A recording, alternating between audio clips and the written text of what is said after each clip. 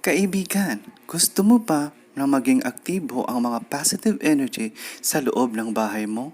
Sa pamamagitan ng mga bagay na ito, posibleng matulungan ka para lumaloy sa iyong tahanan ang swerte at kasaganahan. Narito ang ilang mga bagay na maaaring makatulong sa iyo.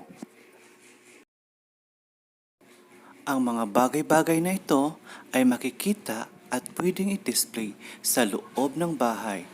Magbibigay ito sa iyo ng kasaganahan at swerte na iyong inaasam. Sana, kung mayroon kang ganito, ito ay dapat i-display mo na makikita ng mga tao. Dahil sa mga simpleng mga bagay na ito, kaibigan, tutulungan ka nito na magkaroon ng swerte at dumaloy ang magandang positive energy sa loob mismo ng iyong bahay. Kaya, subukan nyo na ito para ma-experience nyo rin ang na-experience ng iba. Narito ang mga bagay na ito.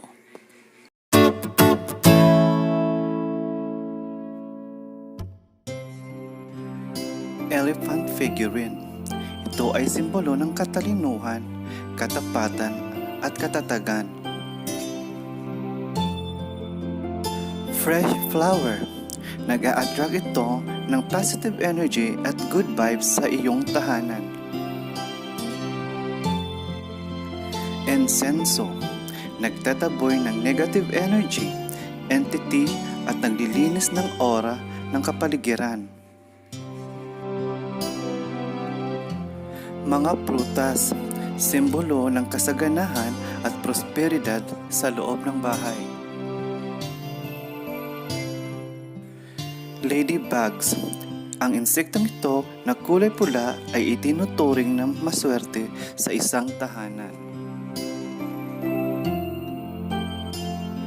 Horseshoe, ilagay sa front door upang sipain ito ang swerte papasok sa bahay at ilalabas naman ito ang mga negatibong aura sa bahay. White string light. Ito ay nagtatawag ng swerte, tagumpay, kasaganahan at magandang oportunidad. Star, simbolo ng pag-asa, biyaya at kasaganahan.